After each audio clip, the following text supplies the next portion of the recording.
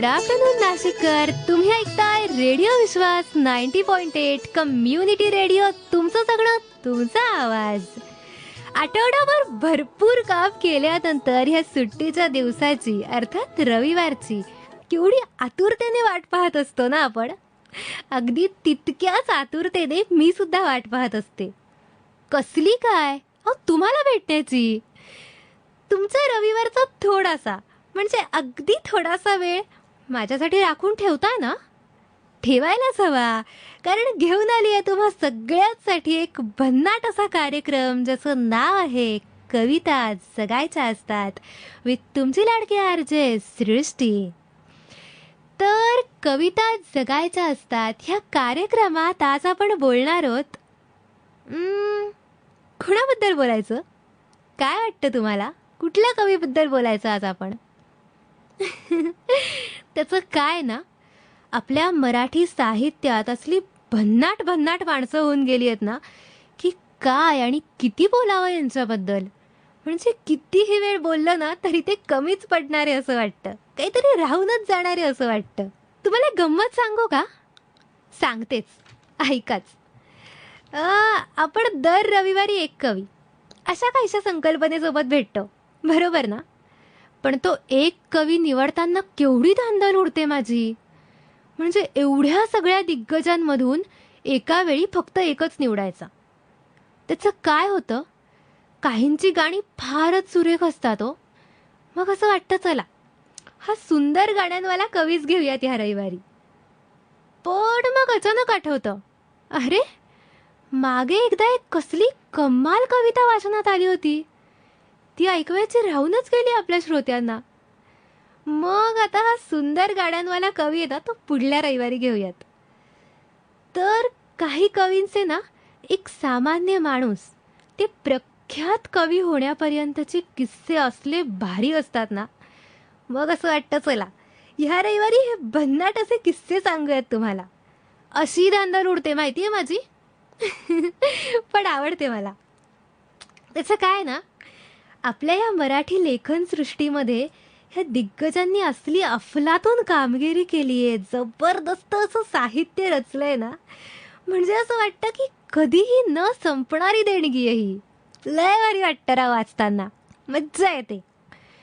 पण त्याही पेक्षा जास्त मज्जा ना ह्या कविता, हे किस्से, ही गाणी, हे सगळं तुम्हाला ऐकवताना येते. चला तर मग पटकन तुम्हाला एक सहज सुंदर सोपी अशी कविता ऐकवते जी मला खूप जास्त आवडली आहे आणि खात्रीने सांगू शकते की ती तुम्हाला सुद्धा तितकीच जास्त आवडेल. ही कविता कुणाची आहे, काय योगदान आहे ह्या कवीचं मराठी साहित्यात, हे सगळं आपण बोलूयातच ना. पण त्या अगोदर कविता. तर कवितेचं नाव आहे अजून. सुरू करते हा. अजून त्या झुडपांच्या मागे सदा फुली दोघांना हसते. अजून त्या झुडपांच्या मागे सदा फुली दोघांना हसते. अजून आपल्या आठवणींनी शेवंती लजवंती होते. वा, कसलं भारी आहे ना. तसे पहाया तुला मला ग, तसे पहाया तुला मला ग, अजून दवबिंदू थरथरतो. अर्ध्या मुरध्या कान गुजास्तव, अजून ताठर चंपक झुरतो. कसली सुंदर कविता आहे ही. म्हणजे हसणारी सदाफुली, झुरणारा चंपक अर्थात चाफा, थरथरणारा दवबिंदू आणि धुंद करणारा मोगरा, ह्या सगळ्या फुलांना कवीने आपल्या प्रेयसीच्या स्वभावातून सजीव केलंय. पुढे कवी काय म्हणतोय ते अजून जास्त इंटरेस्टिंग आहे, ऐका हा. पाठ आठवून तुझी बिलोरी, पाठ आठवून तुझी बिलोरी, अजून हिरवळ हिरमुसलेली. चुंबायाला तुझी पावले, फूल पाखरे आसुसलेली. चुंबायाला तुझी पावले, फूल पाखरे आसुसलेली. कमाल. अजून गुंगी मध्ये मोगरा, अजून गुंगी मध्ये पोगरा, त्यात असल्या केसांच्या वासे. अजून त्या पात्यात लव्हाळी, होतच असते आपुले हासे. तुझ्या पावलांचं चुंबन घेण्यासाठी इथली फुलपाखरं आसुसलीयेत. आणि तू पाठ फिरवून निघून गेलीस ना, म्हणून इथल्या हिरवळीसारखाच मी पण तुझ्यावर हिरमुसलोय. असं कवी इथे व्यतीत करतोय. कसलं भारी आहे हे. म्हणजे उबलतं तारुण्य आणि हुरहुर लावणाऱ्या आपल्या प्रेयसीच्या आठवणींमध्ये कवीचं मन अक्षरशः धुंद झालंय. आजूबाजूचा निसर्ग आणि विविध फुलांचा सजीवपणा आपल्याला या काव्यातून अनुभवायला मिळतोय. अजून पुढे कवी काय म्हणतोय ते ऐकूयात.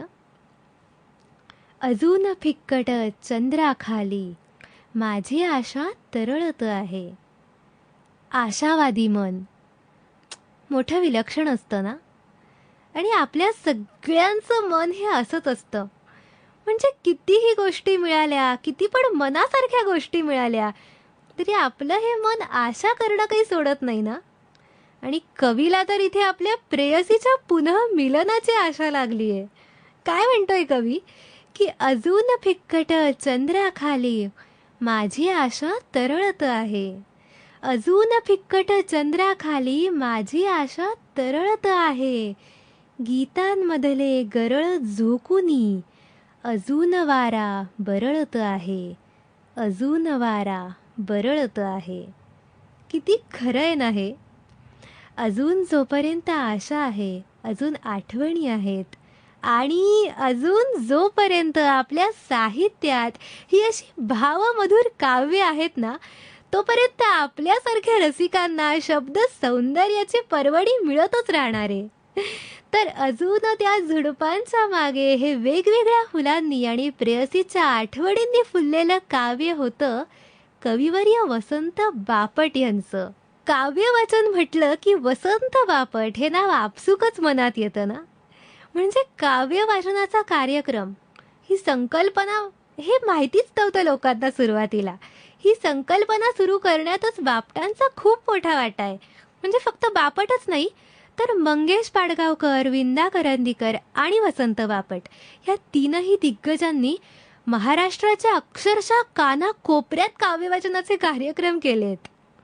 म्हणजे असं मंचावर बसून मराठी प्रेमी कवी वेगवेगळ्या कविता वाचून दाखवतायत, त्यांचं रसग्रहण करतायत, आणि समोर बसून रसिक प्रेक्षक, रसिक श्रोते ह्या कवितांचा मनमुराद आस्वाद घेतायत.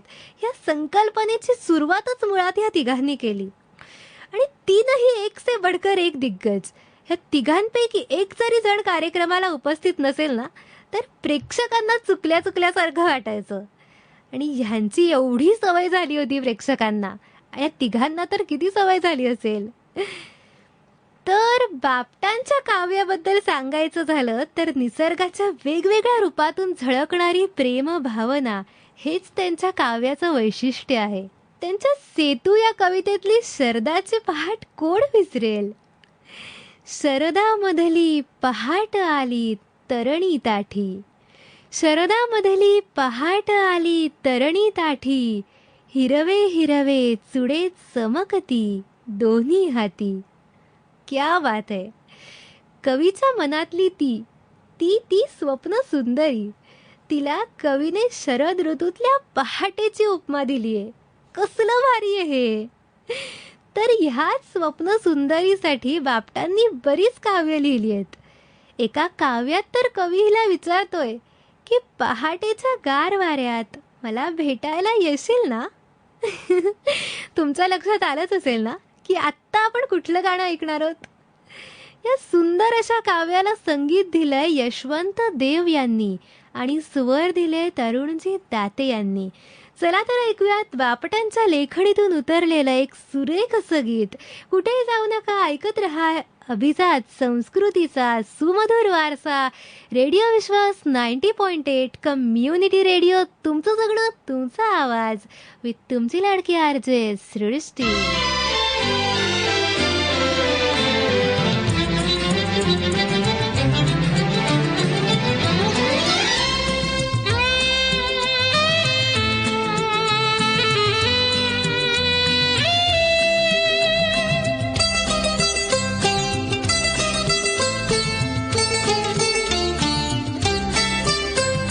येशील येशील येशील राणी पहाटे पहाटे येशील येशील येशील येशील राणी पहाटे पहाटे येशील तुझी या माझी या प्रेमाची पावती साखर चुंबन देशील येशील येशील येशील राणी पहाटे पहाटे येशील तुझी या माझी या प्रेमाची पावती साखर चुंबन देशील येशील येशील येशील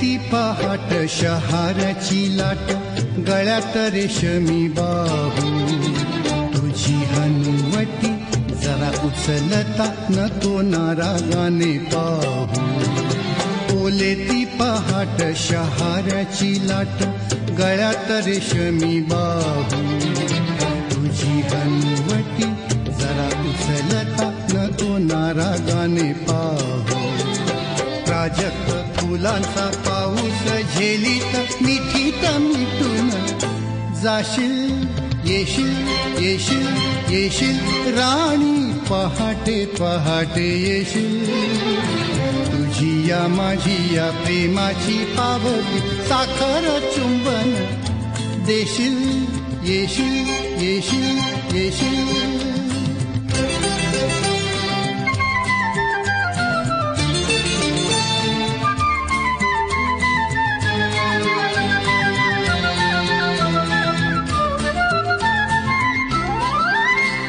चंद्रमा वळेला वाट दाखवेल शुक्राचा टपोरा तारा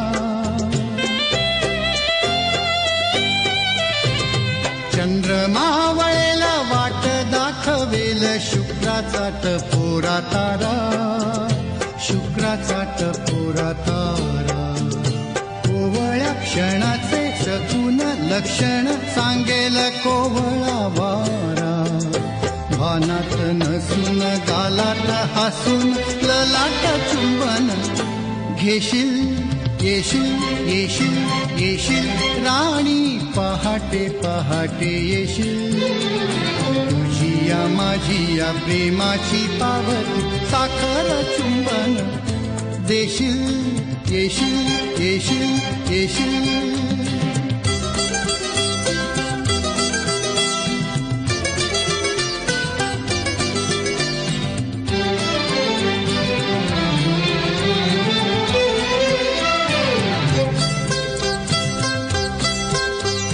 वाजता पाऊल घेईल चाहूल जाळीत चोरटा पक्षी